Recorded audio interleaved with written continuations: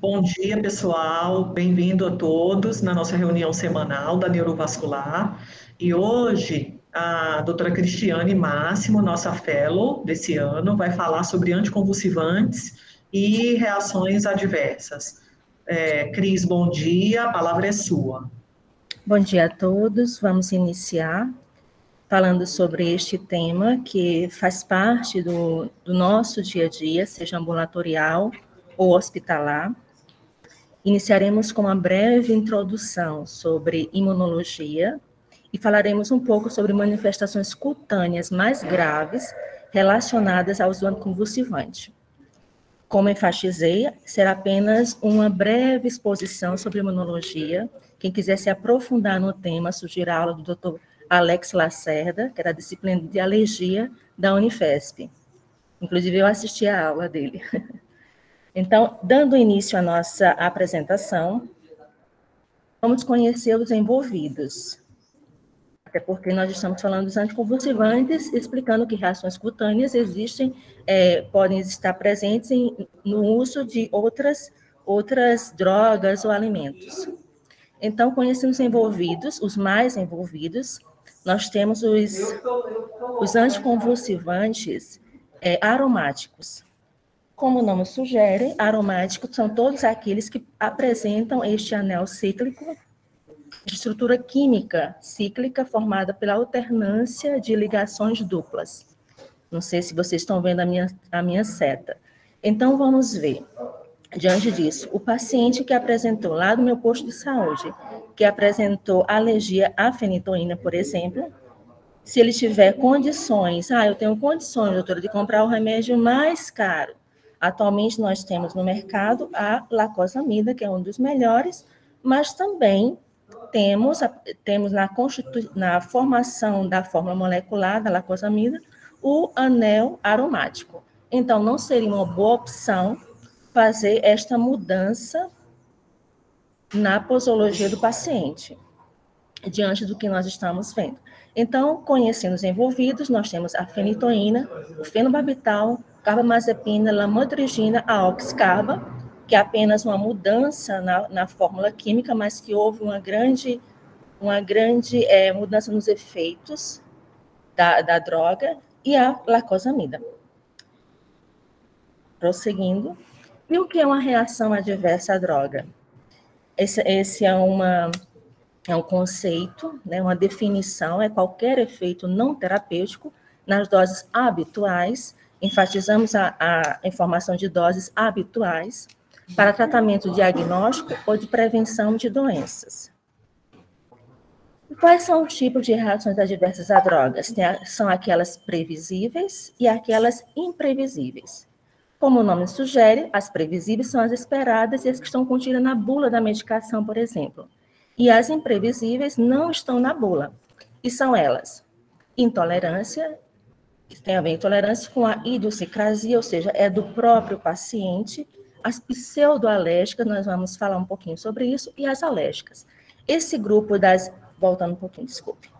Esse grupo das imprevisíveis também são chamadas de reações de hipersensibilidade.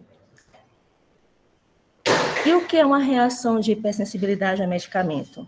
Mais uma vez, a definição é qualquer reação que cause sintomas ou sinais objetivamente reprodutíveis, iniciados por exposição a um estímulo definido, em doses toleradas para indivíduos normais. Então, a pessoa usou a determinada medicação, por exemplo, e ela vai ter as mesmas reações. Mais uma pergunta. E toda reação de hipersensibilidade é imunológica? A resposta é não. Existem reações, vou voltar um pouquinho no meu slide, existem reações de hipersensibilidade que não são imunológicas. Por exemplo, a pseudoalérgica. Então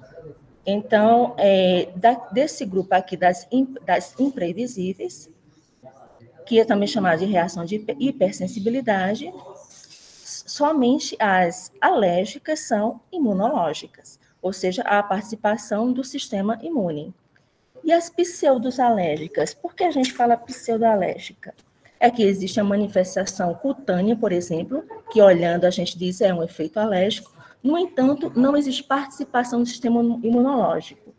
E qual seria um exemplo disso? Os anti-inflamatórios, por exemplo. O AS, por exemplo.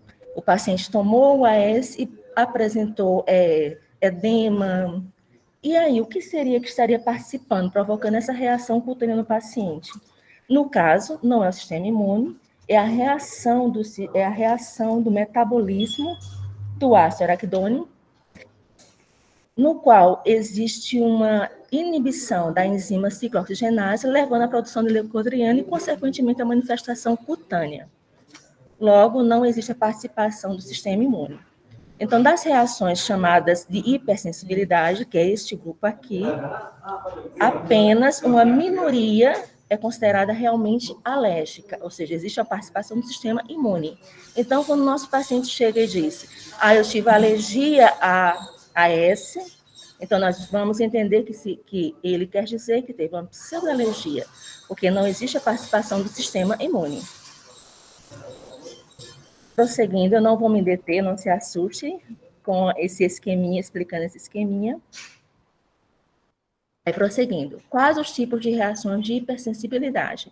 São aquelas consideradas, existem outras definições, precoces, imediatas, tardias, mas eu vou me deter apenas nessas duas definições, que são consideradas imediata, de minutos a 6 horas, ou tardias após 6 horas. Das imediatas, normalmente os efeitos ocorrem em torno de 1 hora do uso da medicação. E os efeitos podem ser anafilaxia, angioedema, urticária, sintomas respiratórios e gastrointestinais. E as tardias? As tardias ocorrem após 6 horas e comumente em torno de dias a semanas. E são elas, a síndrome de Stevens-Johnson, NASH, DRESS, PEGA, exantema maculopapular e erupção fixa. Estas são as manifestações mais graves. E nós vamos nos deter um pouco em falando da síndrome de Stevens-Johnson, NASH, DRESS e a reação de hipersensibilidade a drogas. Ainda no tema conceitos básicos, qual é o intervalo entre o uso da droga e os primeiros sintomas? Então, as manifestações consideradas mais leves, como erupção cutânea, ocorre até 1 hora. Anafilaxia, asma, urticária também até 1 hora. PEGA, que é a pustulose exantemática generalizada aguda, pode ocorrer de 1 a 12 dias. Erupção maculopapular de 4 a 14 dias, Stevens-Johnson e necrólise epidêmica pode acontecer, tópica, pode acontecer de 4 a 28 dias. E DRESS, ou a síndrome de hipersensibilidade, pode acontecer em torno de 4 a 5 semanas.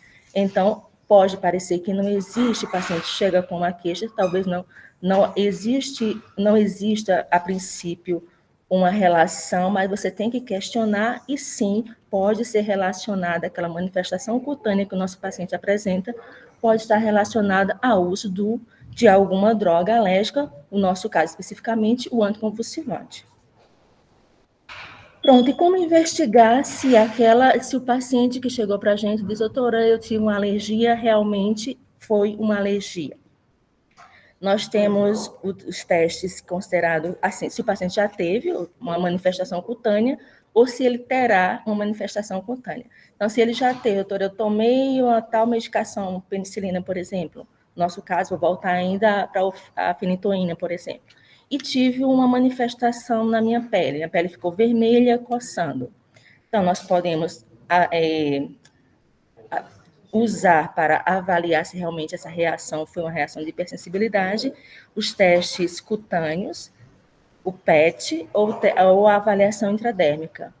E se o paciente terá uma manifestação, ele nunca usou anticonvulsivante, e eu quero saber se ele vai ter alguma manifestação ao uso desta medicação, que neste caso nós podemos abrir mão, nós podemos, ou melhor, utilizar a farmacogenética.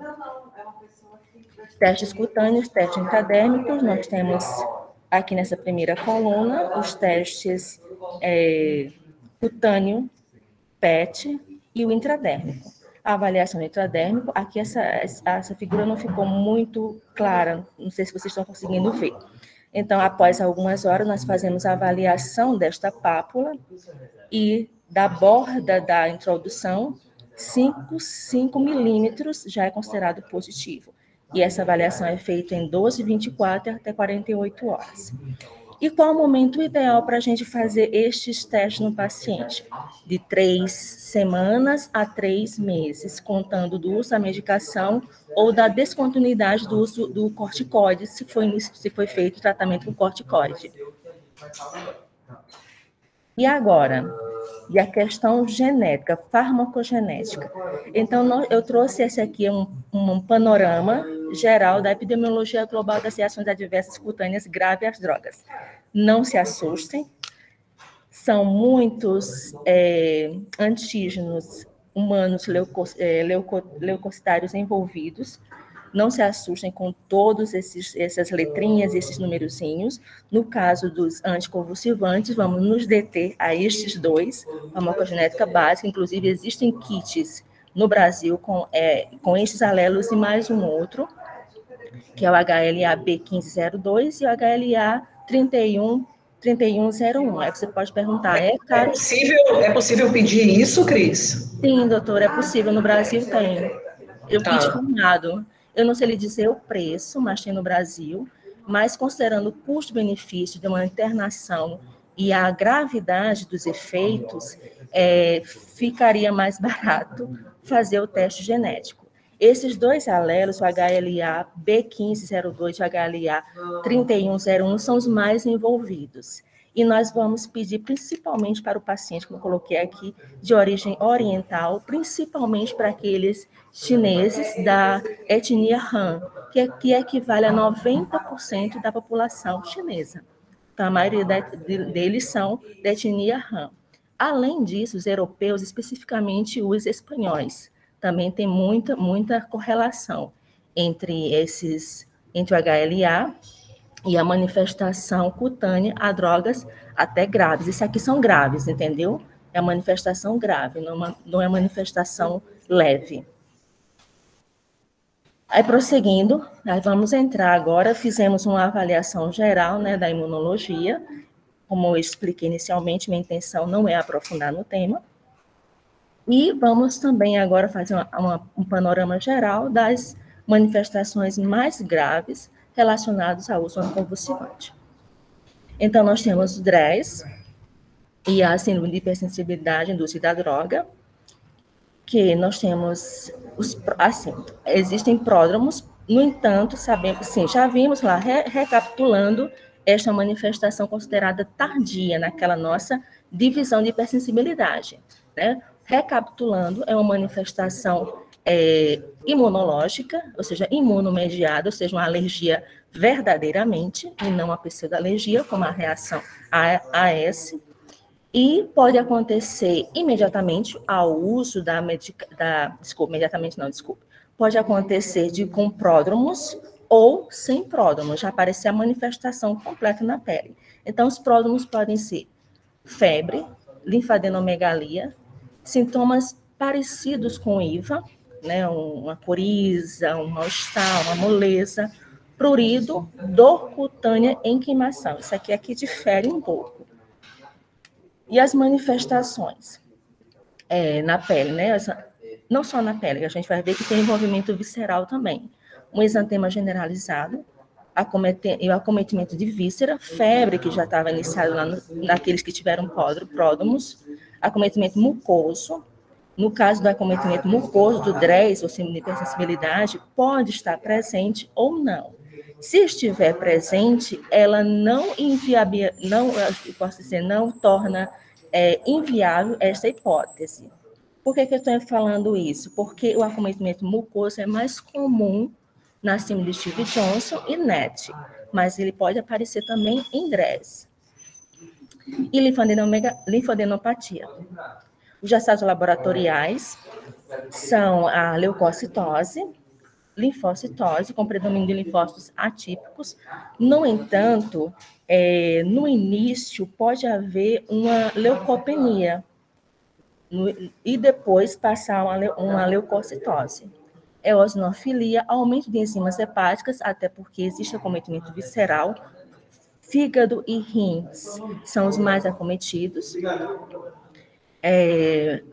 Aumento das células T com produção de CD4, plaquetopenia pode estar presente e a diminuição da imunoglobulina.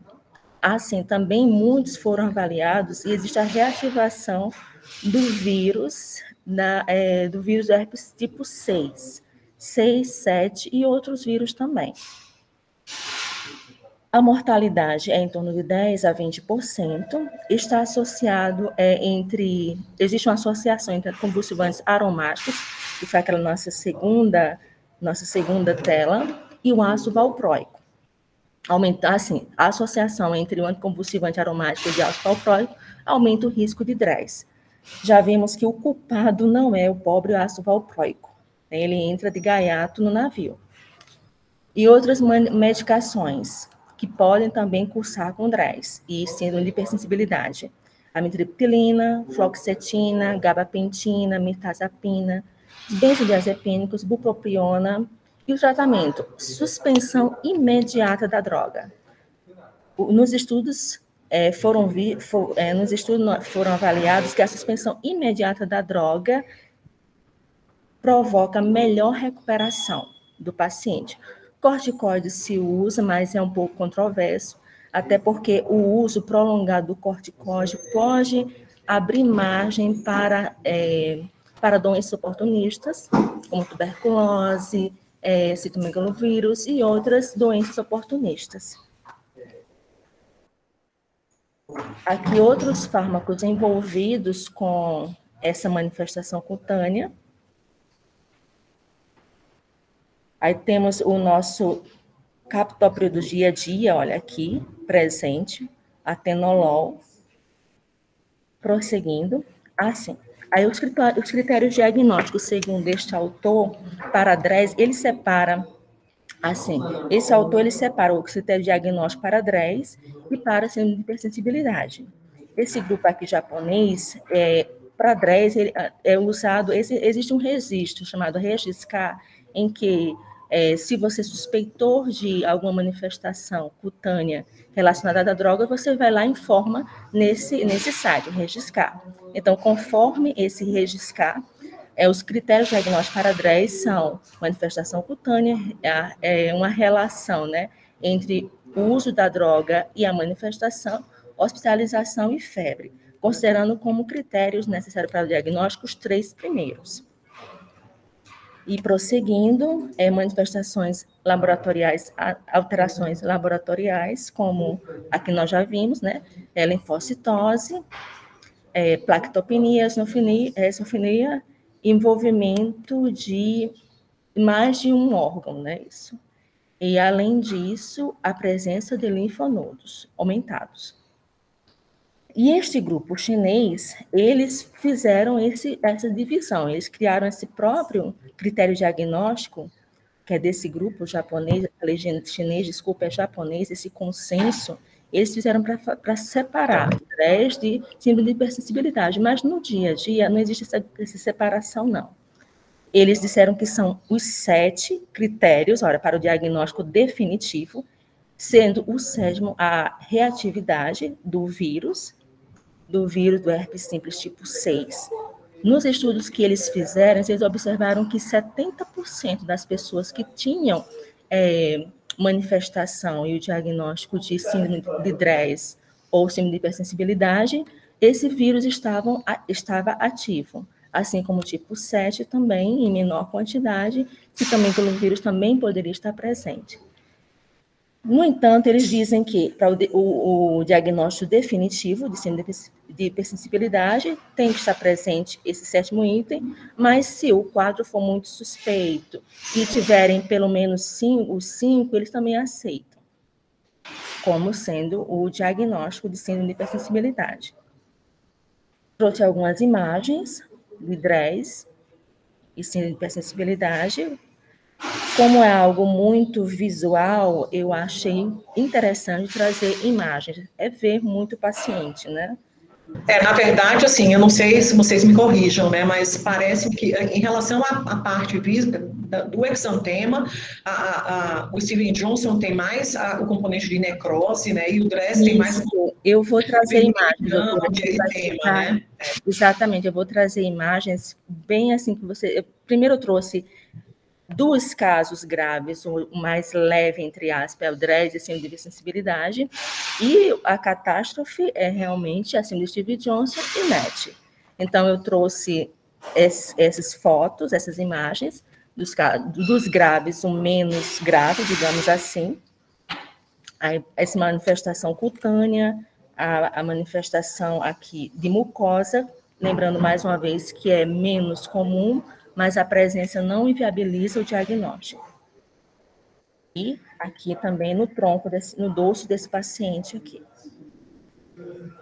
Aí vamos entrar agora na síndrome de Steve Johnson. Alguma pergunta até agora?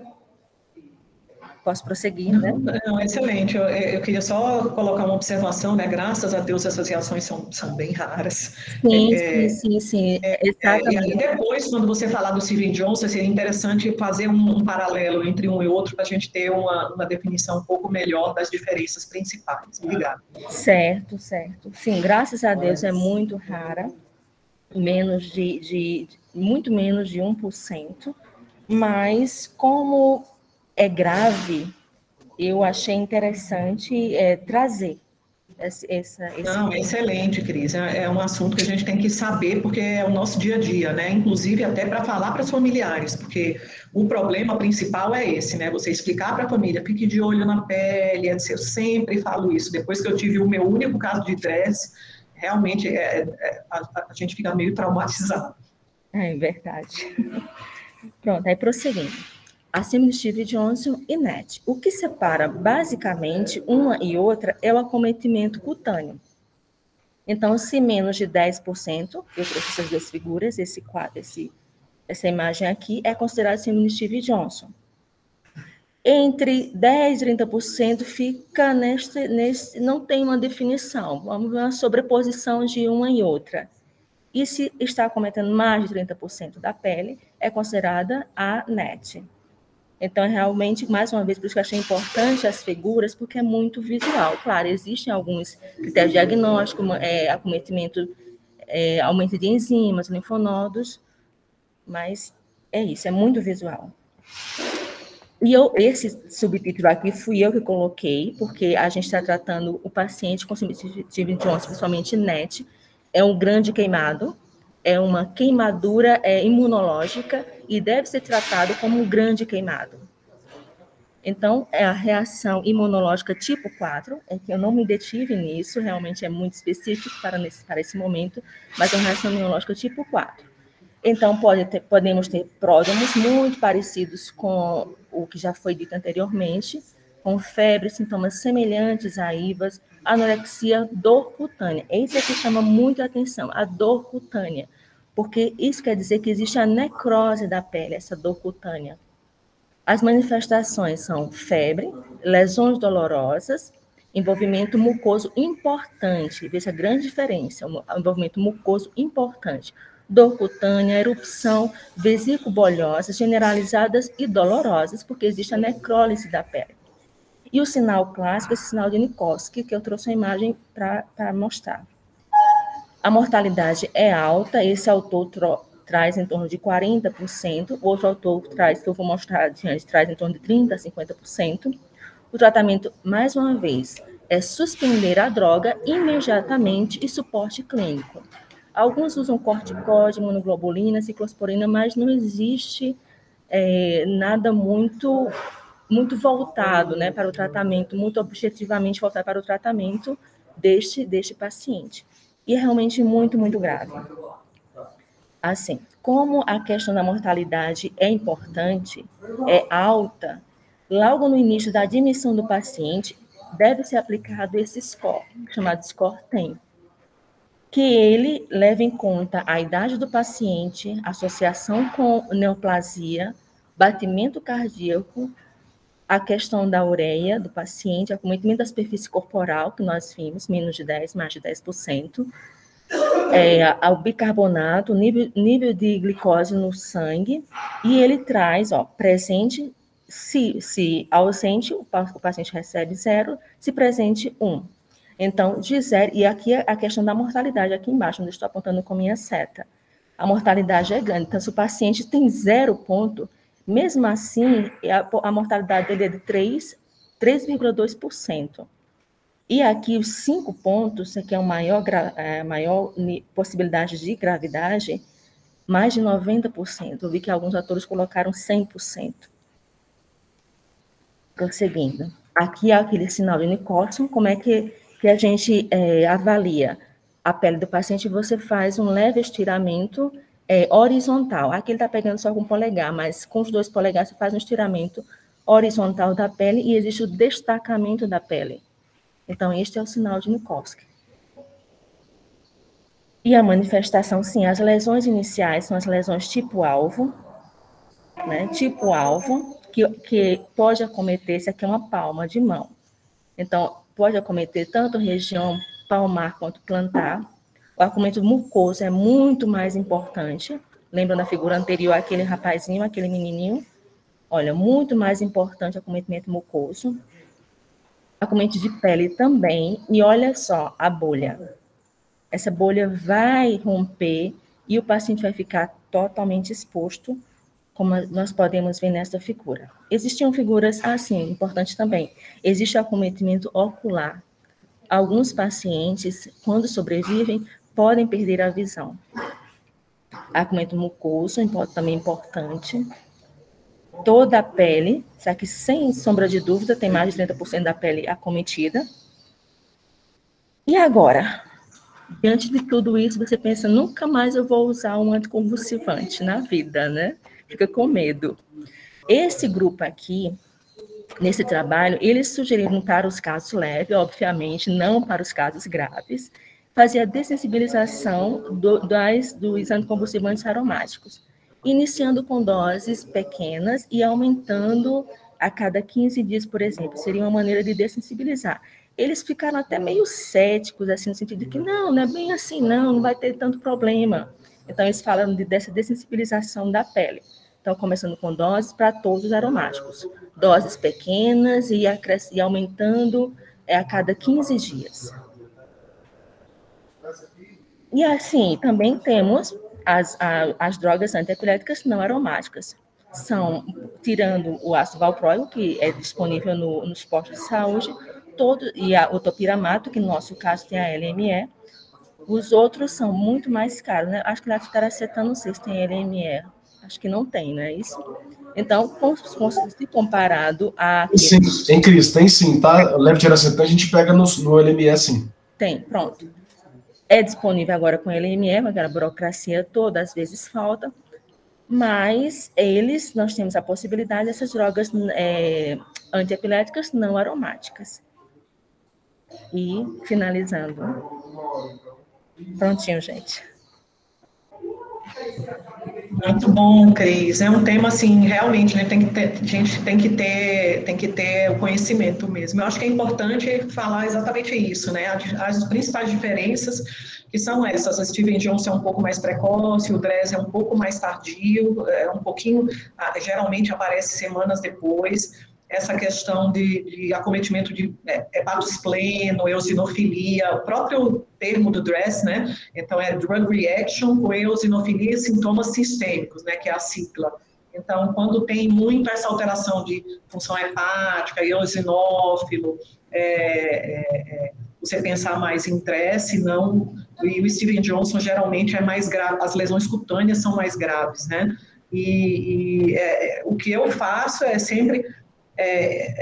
oriento a família quando inicia um anticonvulsivante, olha, fique de olho na pele, em reação de pele, qualquer sinal de pele, você me avisa, porque, graças a Deus, eu tive um caso de Dress, e Steven Johnson até hoje eu não tive, mas, assim, o Dress que eu tive foi, assim, traumático. O paciente ficou umas 2 semanas na UTI, quase que ele foi para diálise, inclusive, e foi bem grave, bem grave. Aquele artigo que eu coloquei, no caso, por exemplo, da lamotrigina, aquela penúltima imagem, da lamotrigina, aquele artigo, aquele grupo, eles acharam, não, começou com uma reação, eles, como eu falei, são mais céticos, começou com uma reação de pele um pouquinho vermelha, você pode continuar, inclusive eles colocam, com o uso de anti-histamínico ou não, eles são mais céticos, eu não sou tão, assim, brava como eles, né, começou, eu paro, mas eles... Não, você pode continuar fazendo uso ou não de anti-histamínico. Alguém tem alguma pergunta, alguma observação a fazer? Um acréscimo, pode acrescentar. A gente teve um caso gravíssimo ano passado de DRESS. Este ano também, doutora, nós vimos uma paciente. Foi a partir desse caso que eu resolvi dar aula. Não sei se a senhora lembra, a gente que foi abordada pela Neuroci. Tinha na UTI, estava na UTI, naquela UTI maior, né, Cris? Então foi esse ano já, né? Na minha cabeça tinha sido ano passado. Muito grave, né? Ela chegou a falecer, inclusive. Os cuidados aí, chegou a falecer, então é ela mesma. Então, assim, os cuidados, assim, quase um cuidado de um grande queimado mesmo, né? Como você mostrou, as imagens muito chocantes. E, assim, acho que benzodiazepínico é sempre uma opção, né, para o paciente que tem histórico. E, realmente, do ponto de vista de reintrodução de droga, quando o paciente precisa usar alguma coisa depois, é uma escolha difícil, né? Porque quando o paciente tem uma epilepsia de difícil controle, quando você tira as drogas que têm anel aromático, você realmente fica com uma escolha bem reduzida do que você pode dar para esses pacientes, né? E no nosso caso, né, que geralmente tratamos pacientes assim mais graves dentro da UTI, isso é um agravamento a mais, né? Então é diferente de um paciente que está em casa e desenvolve uma reação cutânea, você consegue perceber, de um paciente que está na UTI já grave, às vezes com múltiplas comorbidades, usando antibiótico, né? Então, às vezes a gente acaba tendo que suspender. A nossa fenitoína é sempre a culpada, né? Então, assim, o paciente começa a fazer eosinofilia, febre. Então, isso é algo que eu sempre gosto de levantar em UTI, assim, causa de febre não explicada, quando o paciente não tem infecção, tirem a fenitoína que pode ser, olhem para o eosinófilo do paciente, que às vezes é uma reação pequena, mas que já justifica você fazer a troca, né?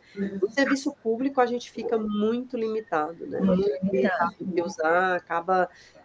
usando bastante benzodiazepínico, que para o nosso paciente é ruim, porque atrapalha nível de consciência, né? Mas é meio que o que sobra em ambiente de UTI. Deixa-me acrescentar informação importante. É o seguinte, quando retira o anticonvulsivante, notou, ou qualquer droga que provoque uma reação adversa, cutânea adversa, notou-se que o paciente pode... Nos 4 dias após a retirada, o paciente pode ter uma piora. E como tem aquela manifestação de febre, alterações de linfonodos, as pessoas podem achar que o problema realmente não é a droga, mas uma infecção. Aí inicia antibiótico. Aí piora o quadro, agrava o quadro de pele. Ele achou que é um antibiótico, mas não é um antibiótico. Foi um anticonvulsivante. Porque nesses primeiros dias existe uma diminuição da imunoglobulina, mas que aumenta muito rapidamente logo em seguida. E existe a relação mais uma vez, com o vírus, no caso do DRESS e de reação de hipersensibilidade à droga.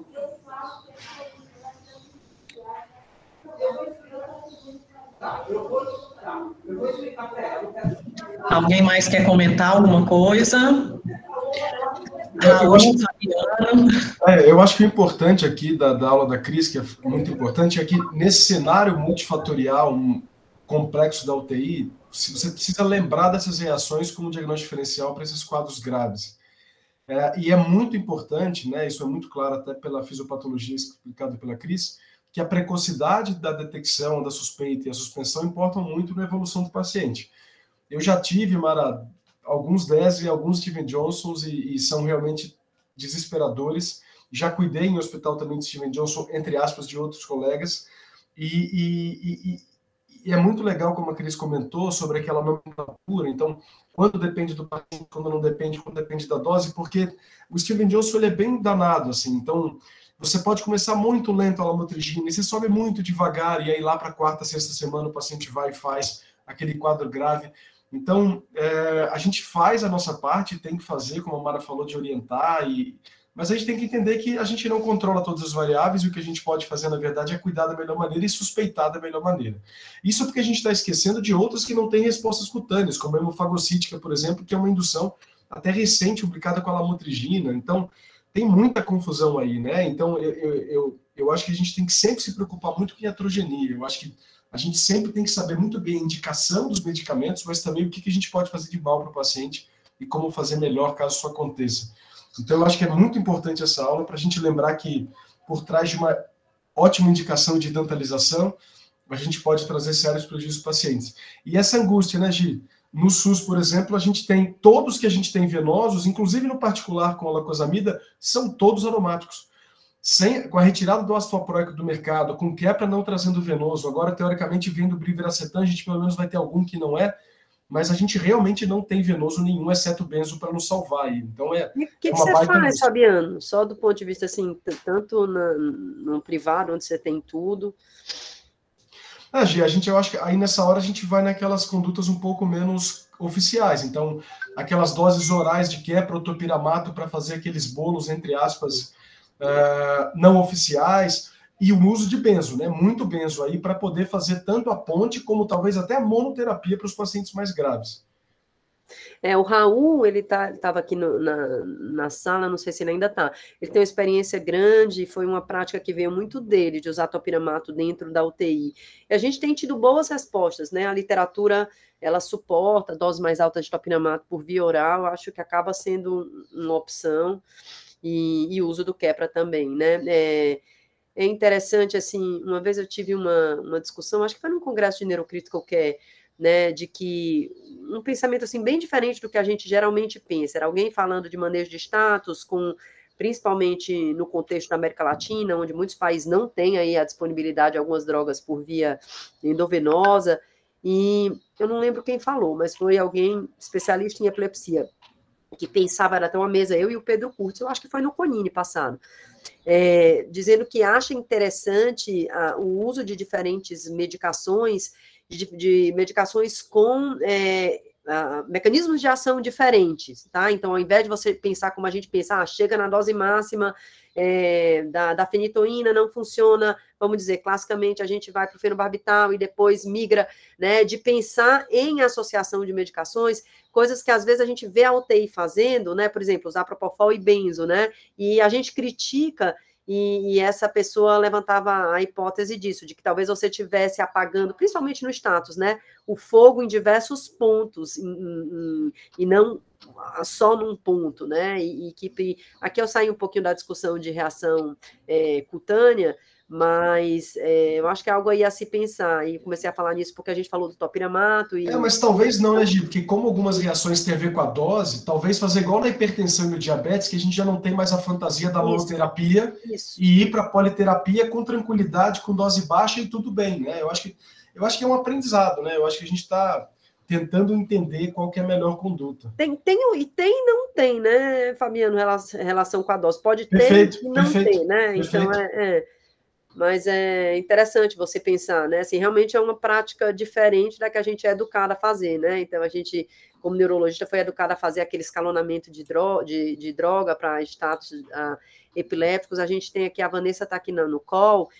e a gente está elaborando com o pessoal da epilepsia, o grupo da Karina e o grupo do PS, a Beth está envolvida, o nosso protocolo de status no hospital, né? E então, até para a gente deixar bem definido quando é que a gente entra com monitorização contínua, né? E da gente ter realmente a nossa própria linha de tratamento dentro das limitações que a gente tem de droga, né? Então, não adianta a gente ficar discutindo à beira-leito, né, com o residente, com o fellow, assim, vamos usar quepra venoso, vamos usar lacosamida venoso, se a gente não tem, né? Então, trabalhar com o fato que a gente pode ter quepra via oral, que a gente tem o topiramato, e o Raul trouxe muito essa experiência da gente de usar topiramato dentro da UTI, que é uma experiência que eu não tinha, e confesso que, assim, muitas vezes a gente se surpreendeu de maneira positiva, né? E no caso da reação cutânea é uma opção também. Professora, acho que eu vou até incluir esse tópico que a Cris trouxe na aula para colocar no protocolo, se tiver a reação alérgica e tudo, acho que vai ser interessante. Com certeza, Vanessa, depois pega a aula com a Cris e acho que deve constar lá também, a gente divide lá com a Karine o pessoal da epilepsia também, como um todo, tá envolvido, acho que vai ficar bem legal, né? Acho que a gente precisa ter essas linhas de tratamento, acho que o status pode ser um piloto aí de modelo para outras condições também, né? A gente ter o nosso fluxograma. Muito bom.